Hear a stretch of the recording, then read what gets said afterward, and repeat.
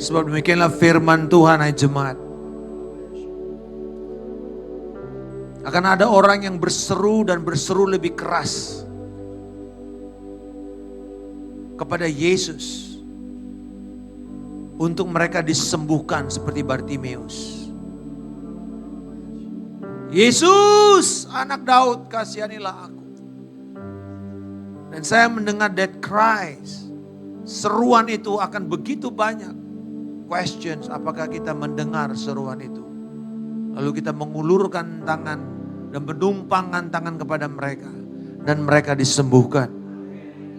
Dan firman Tuhan berkata bahwa aku sedang mencurahkan roh keberanian kepada engkau. Di mana engkau akan bersaksi, di mana engkau menumpangkan tangan kepada orang sakit dan mereka akan sembuh. Bahkan kepada orang yang terikat dan mereka akan dilepaskan. Dan kami berdoa Tuhan bahwa firman-Mu sungguh akan berbicara kepada kami pada siang hari ini. Bahkan even secara pribadi engkau sedang membawa kami Tuhan. Di dalam nama Tuhan Yesus Kristus. Dan saya melihat firman Tuhan kepada engkau anakku. Bahwa engkau akan menuntun jemaat. Bukan hanya menyanyikan lagu-lagu yang baru. Bahkan menciptakan lagu-lagu yang baru. Composing the new songs for this family. Untuk membuat mereka naik dan mencapai rencanaku pada hari-hari terakhir ini. Demikian firman Tuhan. Dan akan ku membawa orang-orang yang akan memberikan kepada engkau message for this last generations. Dan engkau akan melihat bahwa anugerah akan memberikan kepada engkau the weight, the glory, the weight of my glory, kata Tuhan. Bobot daripada kemuliaanku, bobot daripada kekekalan itu akan mengalir, demikian firman Tuhan. Dan engkau akan melihat anugerahku, bahwa senantiasa semakin engkau masuk ke dalam, semakin engkau berani untuk melepaskan dan masuk lebih dalam di dalam penyembahan. Engkau akan melihat orang-orang akan mulai menikmati, bukan pun untuk mereka, tapi mereka akan mulai melihat kesembuhan. Mereka akan mulai melihat pertobatan demi pertobatan. Mereka mulai melihat orang-orang datang dan memenuhi tempat ini kembali, kata Tuhan. Karena tempat ini is not become an abandoned place lagi, tapi akan menjadi tempat di mana orang mencari. Dan spirit of family, kata Tuhan. The spirit of family. The spirit of family. Engkau akan melihat bahwa engkau akan melihat di sini generasi yang melayani bersama-sama. A multi-generational service. Di mana pelayan-pelayan itu melayani bersama dengan orang tuanya, dengan anaknya, dengan istrinya, dan bahkan dengan kakeknya.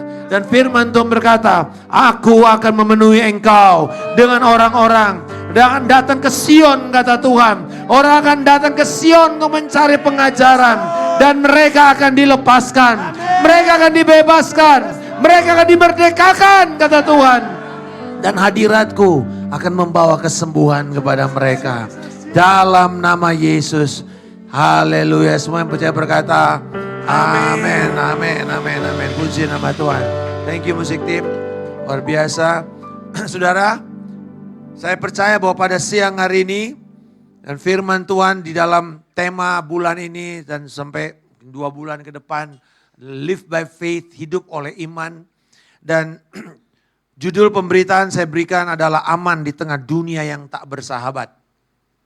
Dalam 1 Petrus 3 ayat 13 sampai 17, boleh kita baca bersama-sama ayat ini dari ayat 13 sampai 17. 1, 2, 3.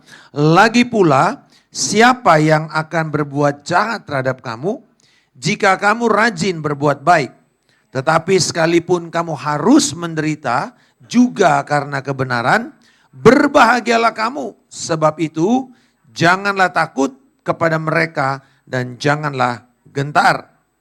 Kuduskanlah Kristus di dalam hatimu sebagai Tuhan. Sebab siap sedialah pada segala waktu untuk memberi pertanggungjawaban kepada tiap-tiap orang yang meminta pertanggungjawaban dari kamu tentang pengharapan yang ada padamu. Tetapi haruslah dengan lemah lembut dan hormat dan dengan hati nurani yang baik, supaya mereka yang memfitnah kamu karena perilakumu yang baik dalam Kristus menjadi malu karena fitnahan mereka itu. Sebab lebih baik menderita karena berbuat baik, jika hal itu dikehendaki Allah, daripada menderita karena berbuat jahat.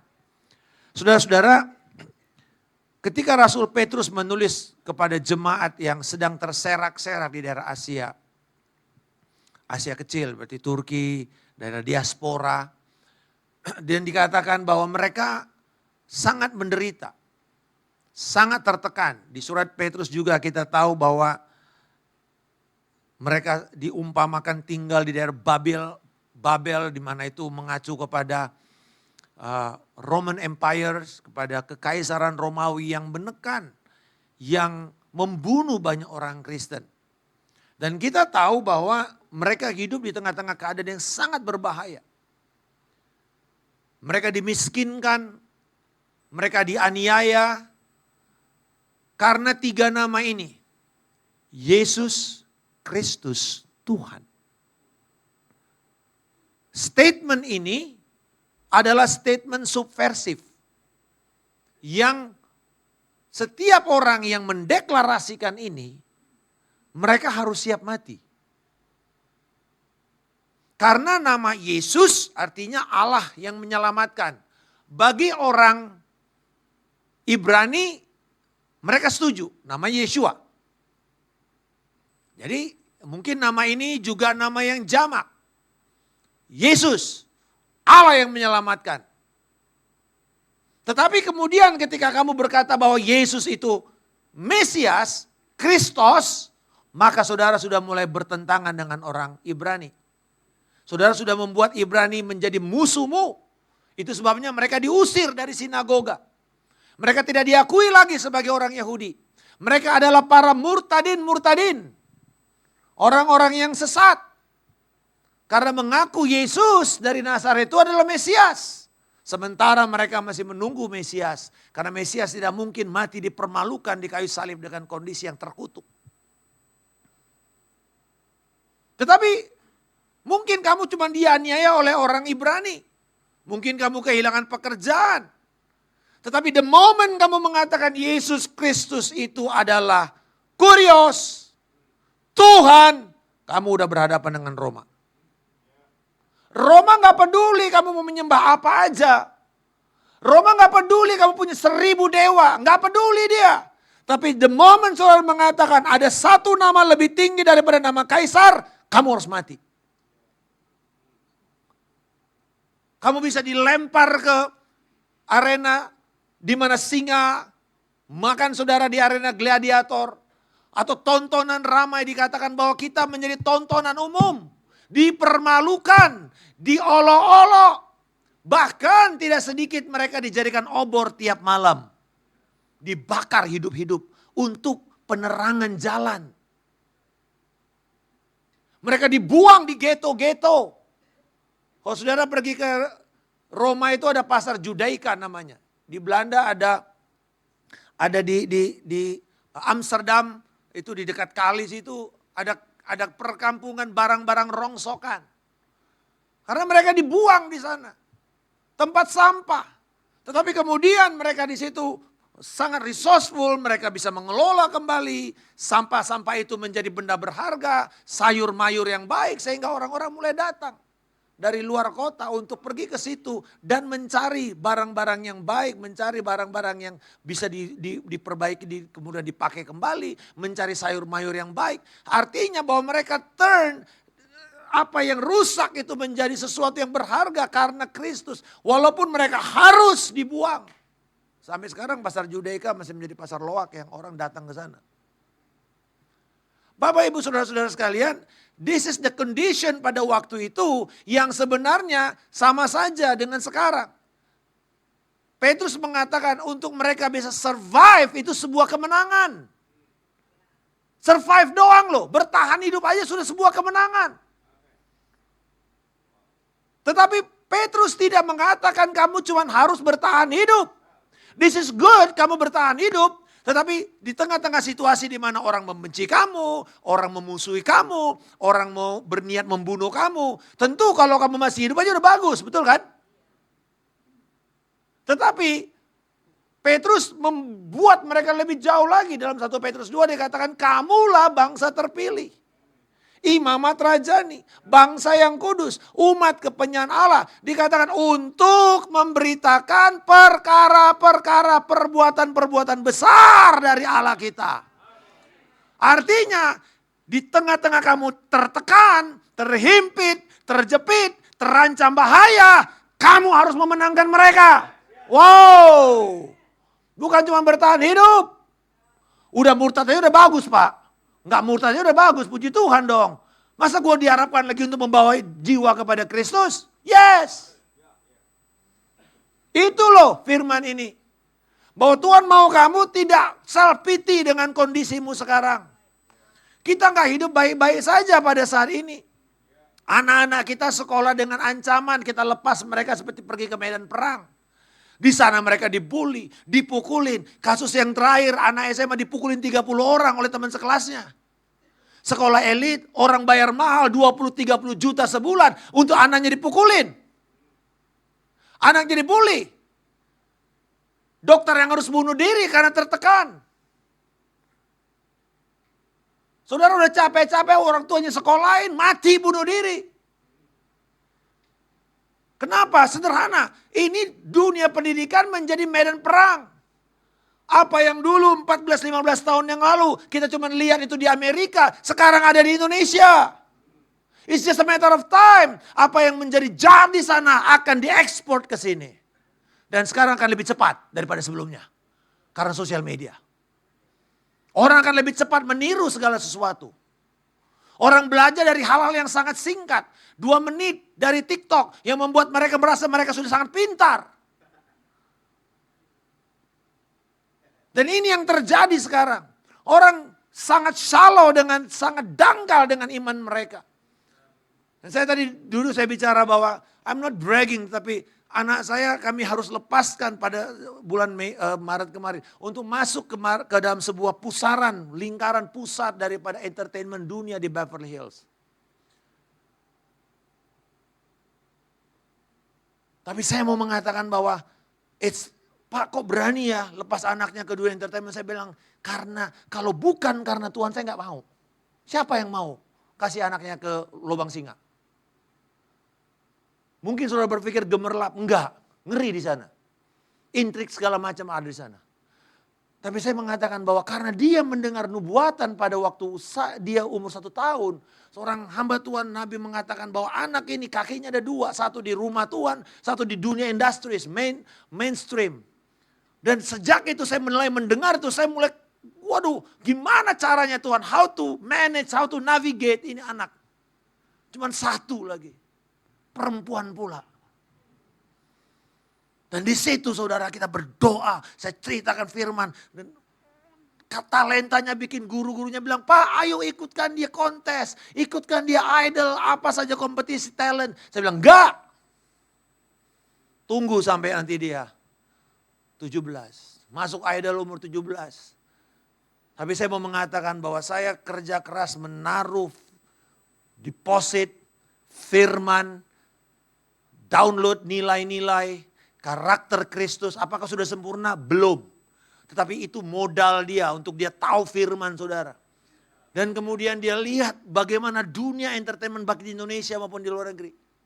Dan kemudian dia melihat bahwa gak kuat orang dengan kekuatan, dengan semua bobot popularitas itu banyak yang bunuh diri, tertekan, keras. Nah, label di mana dia bekerja ini yang banyak di Korea itu banyak orang yang bunuh diri, artis-artisnya. Dan kemudian dia harus bersaing. Dan satu kali di satu acara, apa namanya, saya lupa kok karena kita bukan zamannya kita ini. Apa Koklea? Apa namanya? Itu. Wah Coachella ya? Hah? Apa namanya? Coachella. Dia mesti masuk dan dia masuk free pass. Dia digurun kan itu di Coachella, digurun. Dia bilang, Dad aku gak bisa dihubungin karena ini digurun Dad. Oh iya udah. Saya gak tahu karena saya kan zamannya udah lain ya. Dia masuk free pass. Jadi dia di artis di belakang gitu. Dan saya bilang gini, papa baca ini di X. Wih ada Justin Bieber, itu dia apa lagi lewat. Lu foto dong sama Chris Willis. Enggak boleh Dad. Tapi I saw them, I sit with them. Waduh, bapaknya kayak orang kampung jadi ini.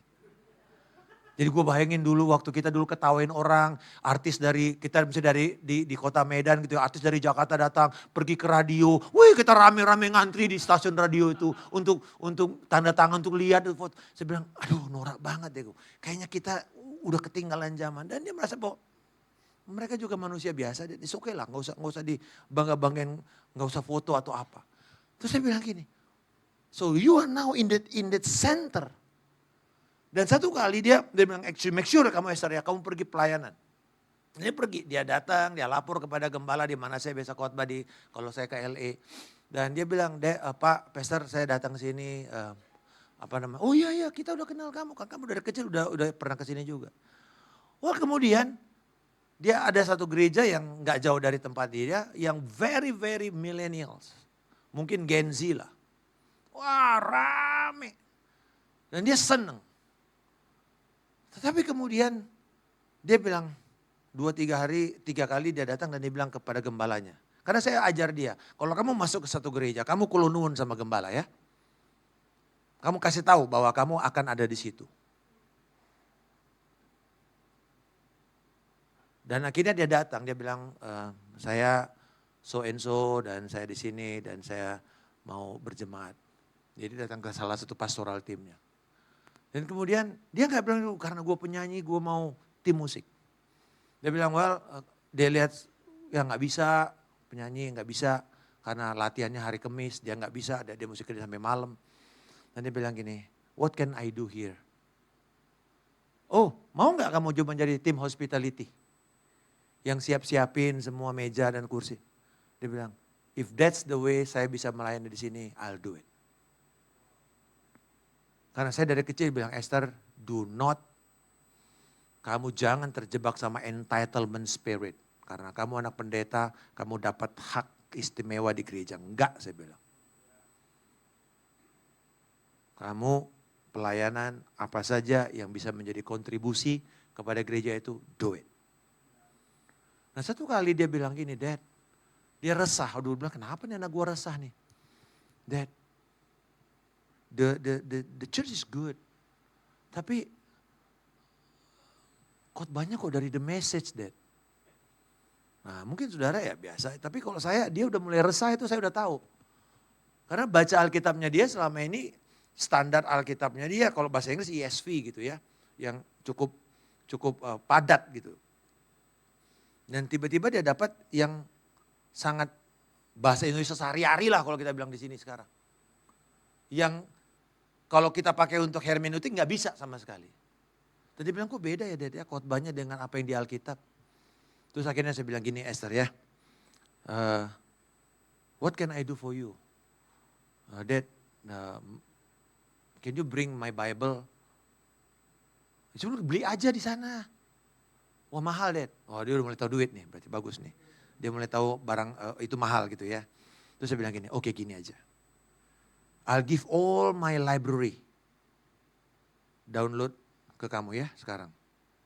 Waktu dia terima itu, dia bilang nih, Dad, thank you for the treasure. Harta karun buat dia bukan rumah Bapak Ibu. Bukan mobil. Ternyata buat dia harta karun itu adalah semua ilmu yang bapaknya tempuh, yang buku-buku yang bapaknya baca, yang pakai untuk persiapan khotbah, itu yang menjadi hartanya dia untuk bekal bertahan di dunia yang begitu jahat sana, saudara. Haleluya, berikan pujian kepada Allah kita. Artinya begini, anak-anak saudara, prepare them. Bukan cuman pintar, tapi punya nilai dan tumbuh di dalam takut akan Tuhan. Amin saudara.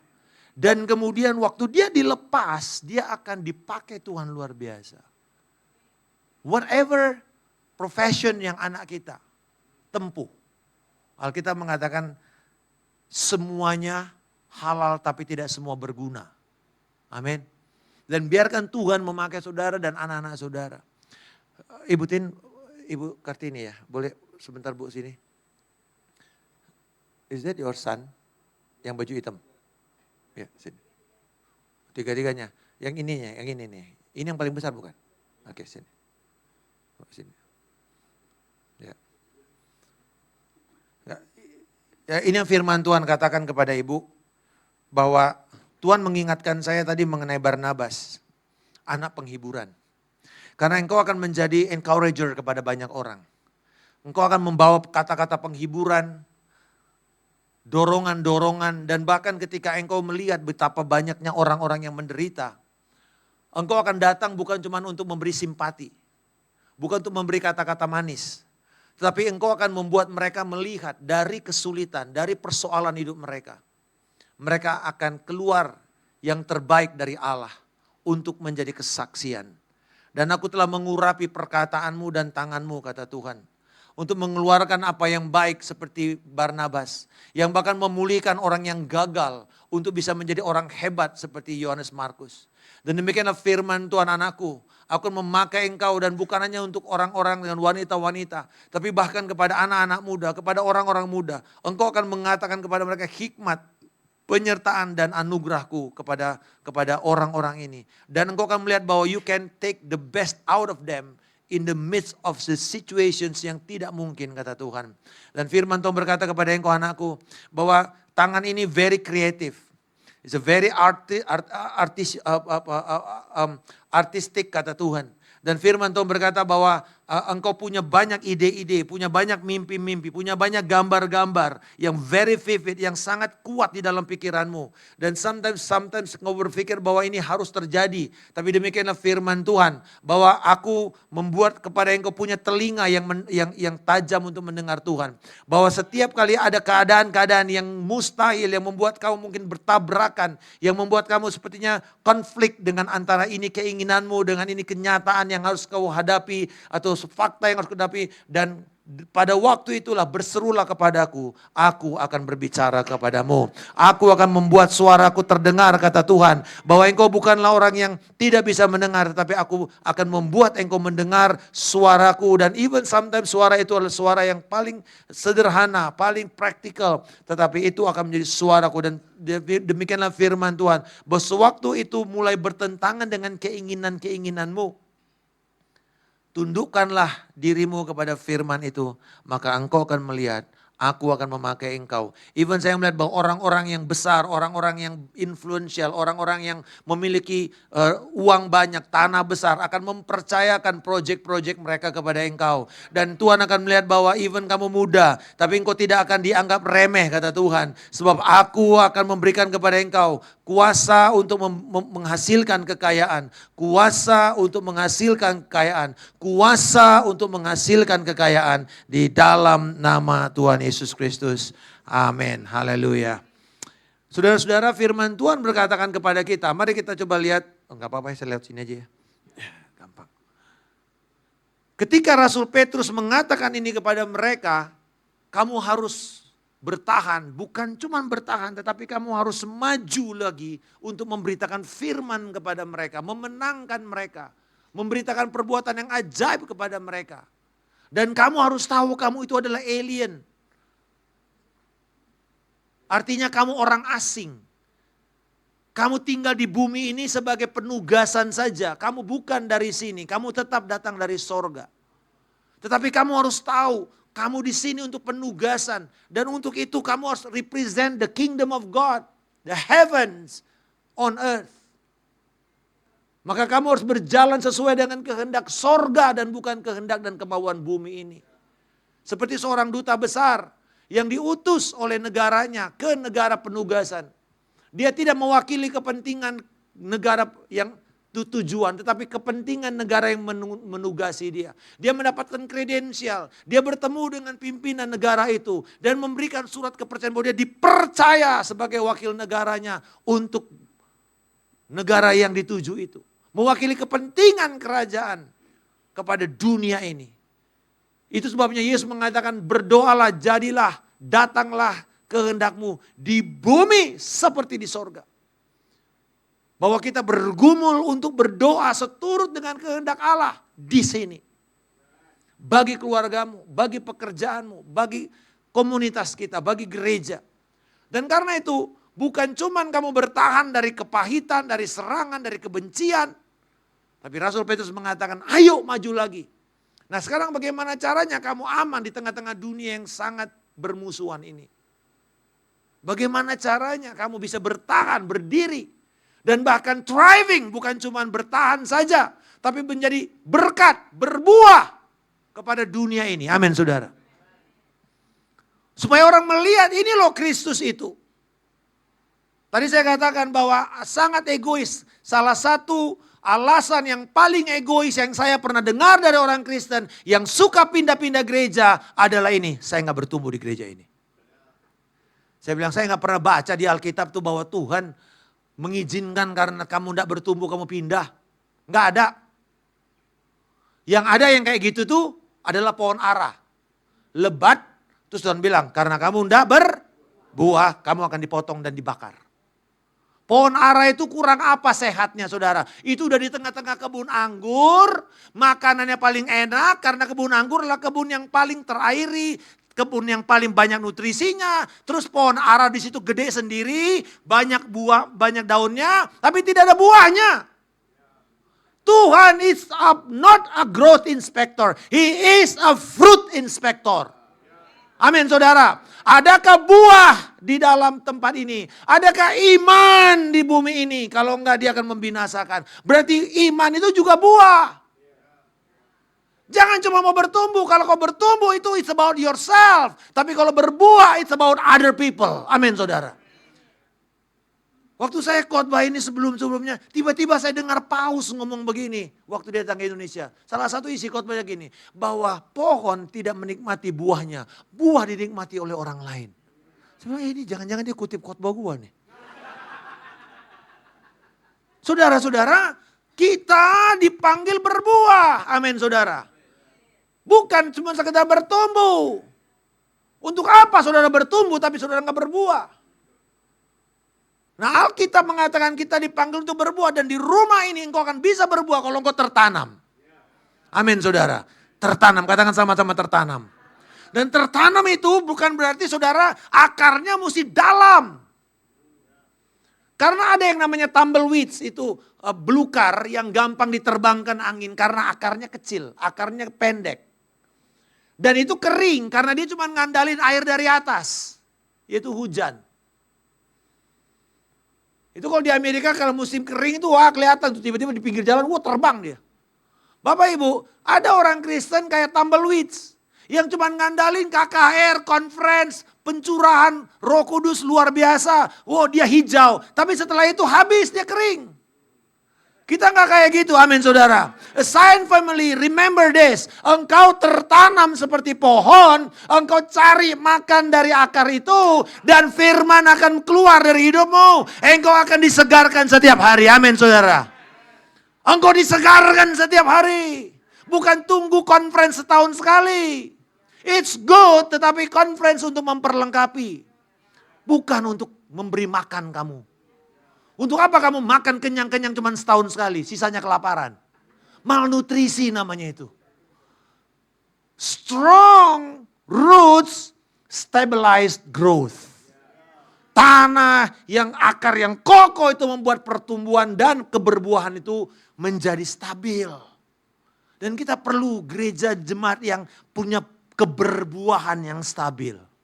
Amin saudara. Engkau berbuah ketika engkau menjadi generous, memberi. Ada kesempatan memberi, engkau memberi. Ada kesempatan melayani, engkau melayani. Itu generous saudara di dalam pelayanan, dalam kehidupan, di dalam menjangkau jiwa. Itu sebabnya cara yang pertama oleh Rasul Petrus mengatakan, bagaimana kamu bisa bertahan dan menang mengatasi musuh-musuhmu yang jahat ini. Yang dikatakan pertama, siapa yang akan berbuat jahat terhadap kamu jika kamu rajin berbuat baik? Berarti yang pertama, semangat berbuat kebaikan. Passion for goodness. Semangat untuk berbuat baik. Berbuat baik terus menerus. 1 Tesalonika pasal yang ke-5 ayat 15. Paulus mengatakan kepada jemaat Tesalonika yang juga teraniaya. Jemaat yang baru dia rintis. Cuma 3 minggu saudara bertumbuh. Iman mereka tersebar ke seluruh Akaya, seluruh Makedonia. Bayangin gereja baru 3 minggu udah tersebar berita mereka bahwa mereka itu luar biasa. Tapi saudara lihat apa yang terjadi karena mereka teraniaya. Dan di situ dikatakan, perhatikanlah supaya jangan ada yang membalas yang jahat dengan jahat. Tapi usahakanlah senantiasa yang baik terhadap kamu masing-masing dan terhadap semua orang. So jadi cara kamu untuk melawan yang jahat itu adalah terus menerus berbuat baik kepada mereka. Lawan kejahatan itu dengan kebaikan. Engkau seperti menimbun bara di atas kepalanya.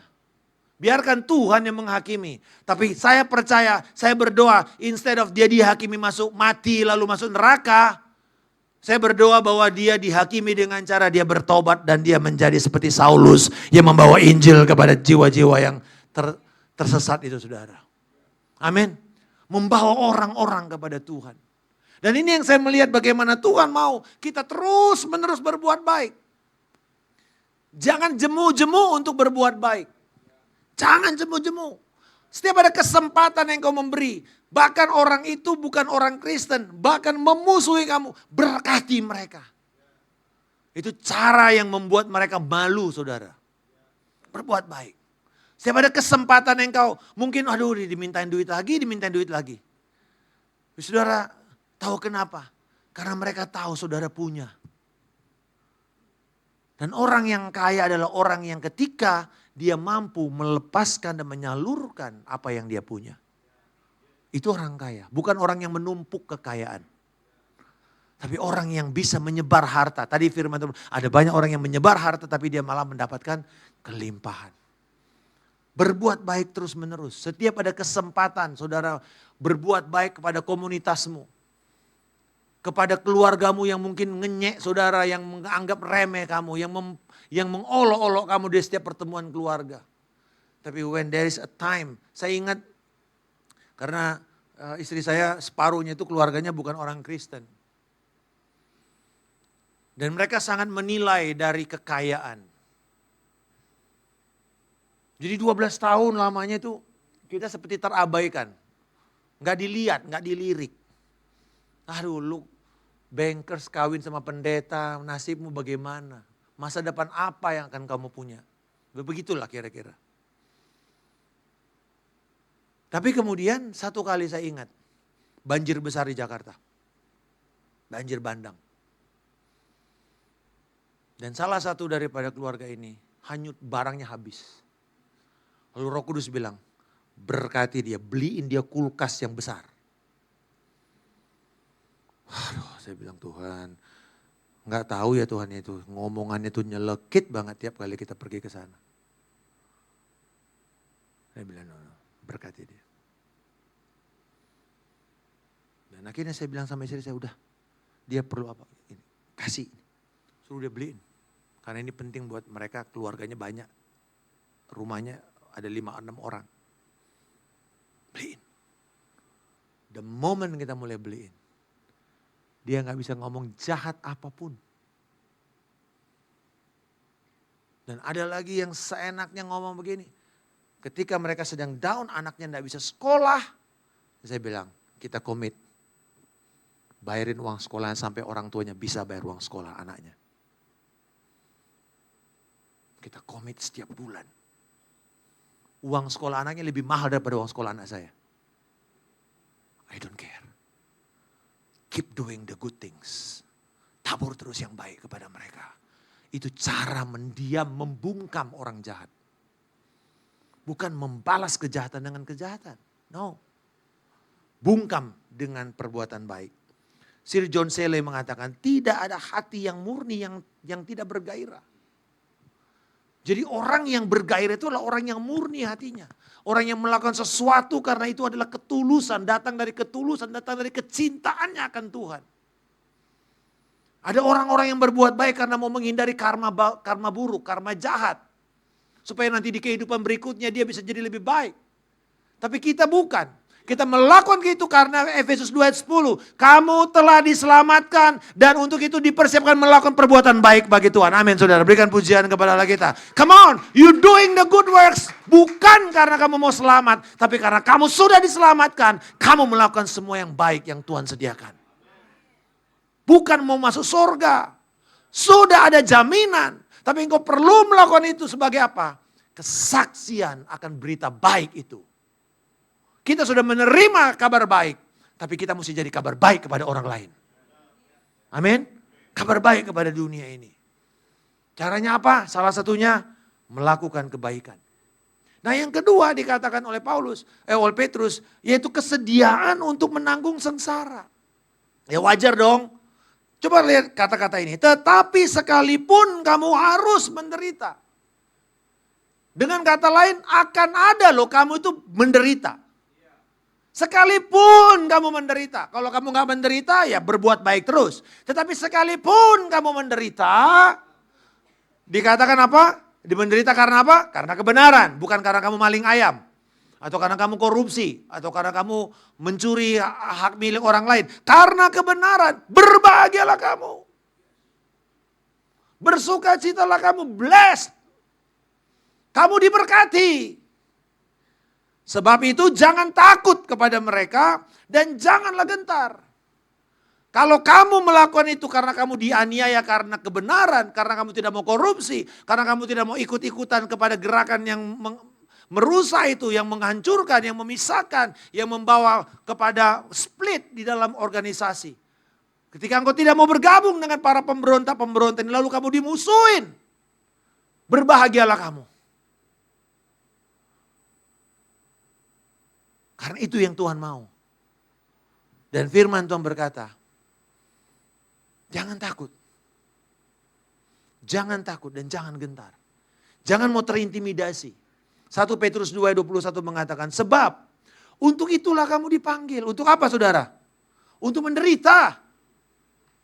Karena Kristus pun telah menderita untuk kamu. Dan telah meninggalkan teladan bagimu. Teladan apa? Pada waktu dia menderita, dia tetap setia. Bapak Ibu, ini yang penting untuk kita mengerti. Saya bukan menekankan semata-mata bahwa orang Kristen harus menderita terus. Itu udah bagian kita, itu paket Bapak Ibu. Amin. Jangan mau cuma terima berkat tapi paketnya gak mau yang ini. Itu udah bundling saudara. Kalau mau terima yang begitu udah bundling itu, udah ikut aja. Ya, dan jangan merasa kamu satu-satunya manusia lalu mulai self pity, mulai nangis-nangis. Kalau orang seperti itu bilang, bro, semua saudaramu di muka bumi juga mengalami hal yang sama. Udah, oke? Just face it, oke? Terima. Dan sekarang tinggal ini, bagaimana kamu mendapatkan yang terbaik dari masalah itu. Supaya Tuhan dipermuliakan. Amin. Jangan habiskan energimu nangis terus. Dan menangisi dirimu, menangisi keadaan. Dan seperti tidak ada solusi, lalu bundir ujung-ujungnya, bukan. Tapi out of that, mana yang keluar sebagai mutiara yang mulia itu. Itu yang Tuhan mau kamu keluarkan. Bapak Ibu, sekalipun kamu mengalami aniaya, sekalipun kamu harus menderita. Katakan sama-sama sekalipun. Ya, artinya pasti ada ya. Jadi jangan tolak setiap penderitaan. Enggak. Makin kamu tolak makin datang dia saudara. Makin datang dia. Tapi kalau datang terima saja, rangkul. Karena itu cara kita menjadi dewasa. Karena saya percaya begini, bahwa persoalan adalah kontributor bagi kekuatan rohani orang percaya. Kenapa saya katakan kontributor? Karena ketika orang ngalamin persoalan, dia akan lari ke Tuhan. Lalu di sana dia menemukan peace dan rest di dalam Tuhan. Hanya dekat Allah saja kiranya aku tenang. Sebab daripadanya lah kekuatan. Dialah gunung batuku, kota bentengku. Aku tidak goyah. Jadi persoalan itu kontributor untuk kekuatan rohanimu. Paulus mengatakan di dalam 2 Korintus pasal yang pertama ayat 9. Kami rasanya mau mati.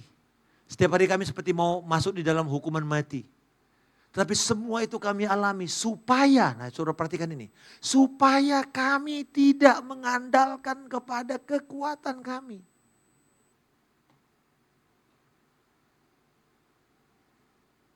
Kalau Paulus mau mengandalkan kekuatannya, dia masih punya network kok.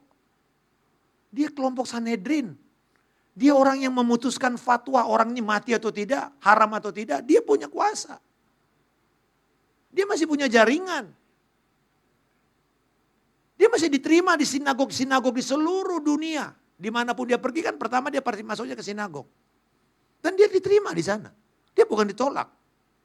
Nanti setelah dia khotbah Kristus baru ditolak. Tapi dia masuk. Artinya dia masih punya satu kredensial bahwa dia dihormatin.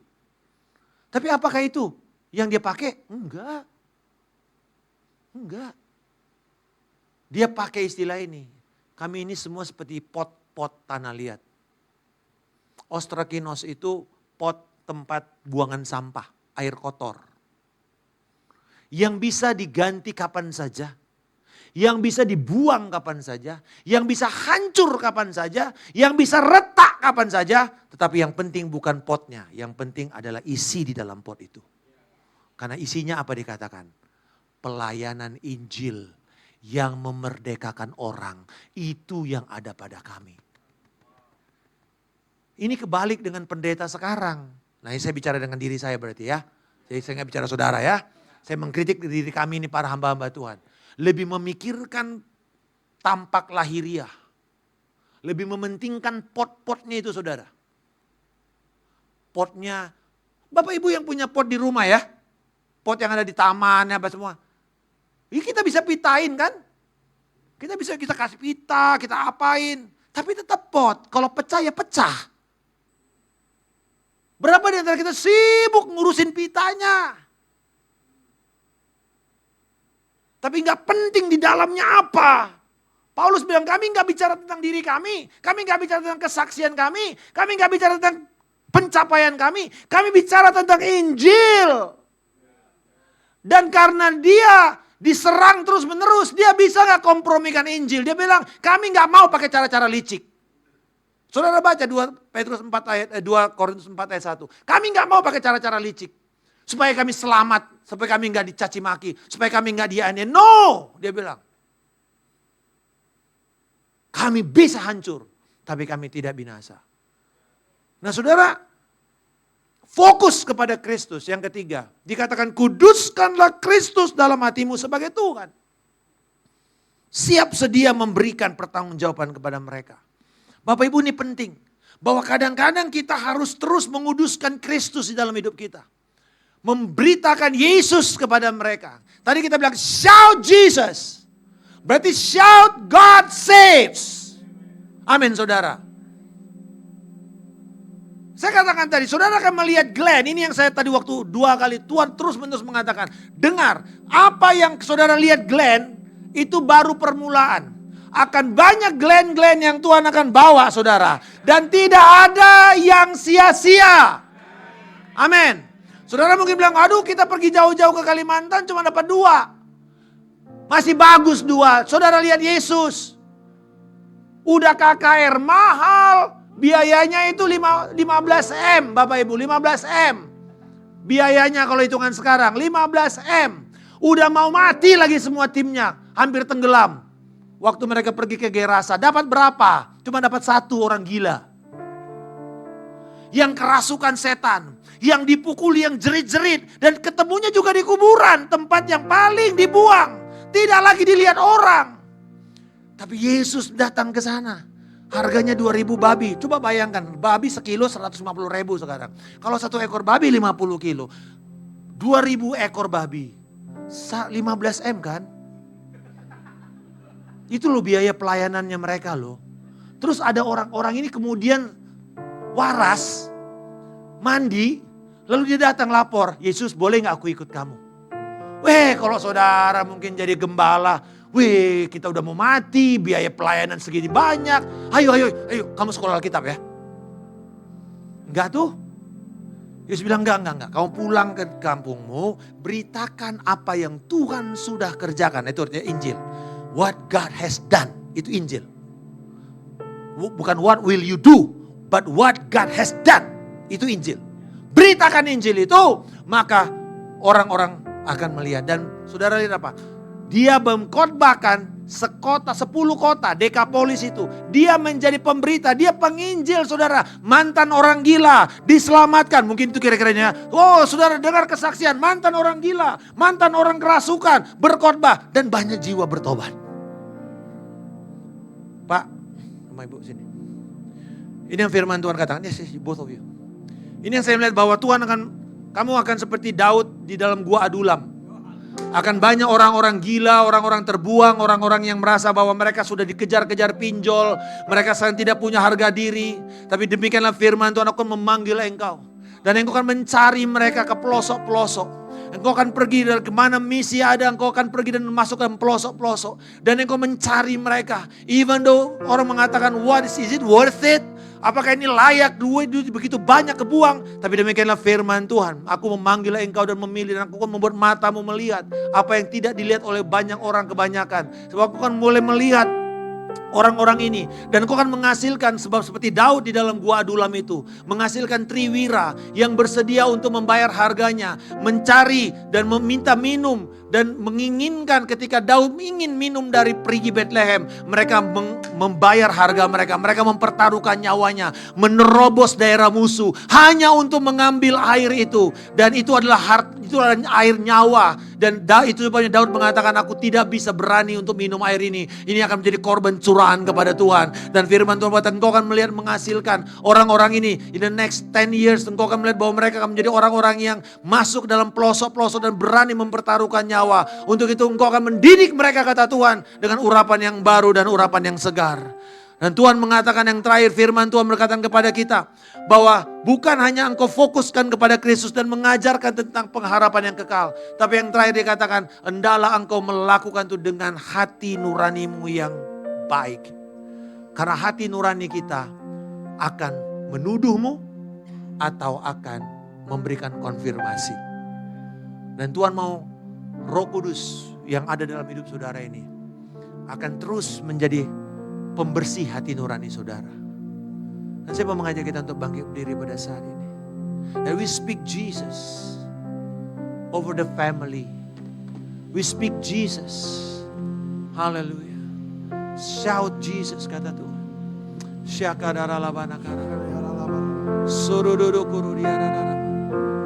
Hallelujah. Thank you, Jesus. Shout Jesus from the mountains, Jesus in the street. Thank you, Lord. Jesus in the darkness over every enemy. Jesus for my family, I speak the holy name, Jesus. Mari saudara, saat ini bila engkau sedang mengalami ketakutan untuk bisa menjadi saksi, terimalah lagu ini sebagai amanat kepada saudara. Speak Jesus. Shout that God is safe. Allah itulah penyelamat di dalam keluarga, di dalam kegelapan rumah tanggamu, di dalam kegelapan keuangan perusahaanmu. Shout. Shout Jesus from the mountain. Berani Jesus untuk mengutarakan dan mengumandangkan Yesus di tempat yang umum. Jangan takut, kata Tuhan. Hai para wanita, jangan takut untuk bersaksi. Hai para sion-sion laki-laki, jangan takut untuk bersaksi di dalam perusahaanmu, di tempat pekerjaanmu. Shout Jesus, shout Jesus. Shout Jesus from the mountain. Jesus in the street. Oh, minta roh keberanian itu saudara. Minta roh keberanian untuk melakukan tanda ajaib dan mujizat. Minta roh keberanian menumpangkan tangan kepada orang sakit dan mereka sembuh. Minta roh keberanian untuk memberitakan Yesus, bersaksi tentang Yesus. Minta roh keberanian saat ini.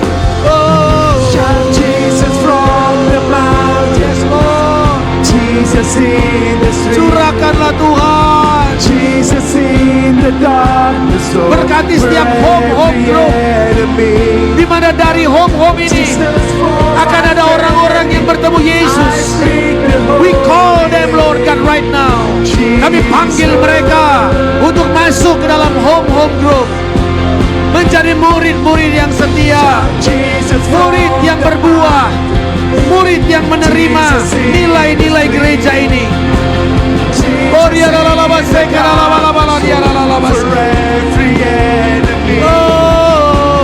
Jesus, for my family. Yes. I speak the word. Speak Jesus to your home. Jesus.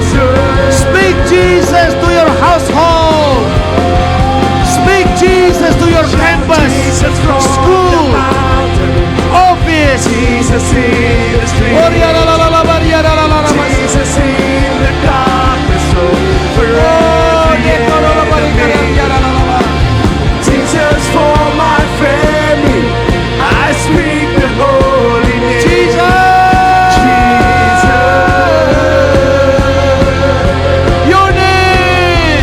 your name is power. ada kuasa di dalam Your Yesus. name is healing. Your name, Your name is life. break every stronghold. Break every stronghold. Shine through the shadows. Burn like a fire. Your name is power. Yes, Lord. Your name is healing. Your name is life. Break every stronghold. Shine through the shadows. Burn like a fire. Bila saudara pemimpin home, saudara dipercayakan memimpin home, boleh angkat tangan saudara saat ini. Ada firman kepada setiap saudara, dan ini cukup banyak. Jadi angkat tangan saudara, dan terimalah janji firman ini. Dan saya melihat bahwa jangan takut untuk mulai menumpangkan tangan kepada orang sakit yang datang. Sebab aku akan mengutus orang-orang yang kelihatannya di luar daripada ekspektasimu. Mereka datang dalam kondisi gagal, mereka datang dalam kondisi hancur, mereka datang dalam kondisi keperawanan mereka sudah diambil oleh laki-laki. Mereka datang dalam kondisi di mana janji-janji yang diberikan gagal dalam hidup mereka. Mereka datang dalam kondisi di mana bahkan anak mereka mengalami kebutuhan khusus secara mental. Dan demikianlah firman Tuhan. Di rumah di mana engkau ada, di tempat di mana engkau berkumpul, hadiratku ada, kesembuhanku datang. Dan sewaktu engkau speak Jesus, the God of healer, Tuhan penyembuh, Tuhan pembebas, engkau akan melihat orang yang cancer akan mengalami kesembuhan. Orang yang mengalami katarak buta akan mulai melihat tanpa operasi. Orang yang mengalami karena masalah jantung akan mulai disembuhkan, kata Tuhan. And you will see miracle. Itu bukan sekedar proses, it's a miracle. Hanya Tuhan yang lakukan. Sebab sewaktu orang-orang datang mencaci dan mengenyek dan meremehkan Yesus, maka engkau melawan dengan cara mengizinkan Yesus berbuat mujizat di dalam tempatmu. Maka mereka akan bungkam, dan aku akan membawa orang-orang itu datang. Orang-orang itu datang karena engkau selalu berseru untuk kami naik Tuhan ke tempat yang lebih tinggi. Kami melakukan yang lebih besar. This is your opportunity, kata Tuhan. Inilah kesempatan itu. Raihlah, ambillah, sekalipun mustahil. Tapi bukankah tidak ada yang mustahil bagiku dan bagi orang yang percaya? Untuk itu sewaktu engkau beriman, engkau akan melihat aku akan melakukannya. Haleluya. Your name is power. Say your name, your name. Your name is power. Your name is healing. Your name is life. Break every stronghold. Shine through the shadows. Burn like a fire.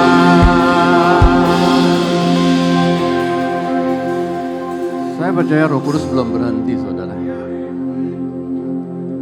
Kita tahu kita ada kegiatan setelah ini, tapi kita mau Roh Kudus memberikan hal yang terbaik buat kita semua. So saya minta saudara Anda ketika Anda bernyanyi dengan lagu ini, walaupun lagu ini emang baik, tapi Anda mulai membayangkan when you speak Jesus, Anda bayangkan pekerjaanmu, bisnismu, keluargamu, apapun. Saya tidak tahu dalam seminggu yang lalu ini, saya concern dengan kata penderitaan. I don't know, kata itu muncul begitu saja. Amin bukan untuk diri saya maksudnya. Saya tahu, this is about the church. Apakah church akan mengalami masa penderitaan oleh karena kebenaran firman Allah? We don't know. Tapi jawabannya ada satu, nama Yesus. Yang membuat kita tetap tenang, membuat kita tetap. Oleh karena itu saudara, kita nyanyi sekali lagi. Tapi saya minta Anda mulai berdoa untuk keluargamu. Speak Jesus for your family. Speak Jesus for your works, for your business, for your friends. Everything termasuk untuk pelayananmu. Amin. Mari.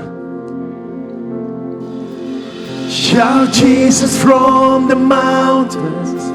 Every sickness, I rebuke in the name of Jesus. Jesus in the darkness over every enemy. Jesus Every for disease, my family, I rebuke in the name of Jesus. Get out from here.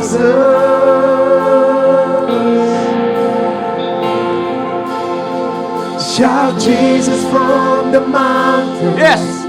Jesus in the street. Jesus in the darkness Agung. over every enemy. Jesus for my family, I speak the holy name. Jesus. Come on. Shout Jesus from the mountains.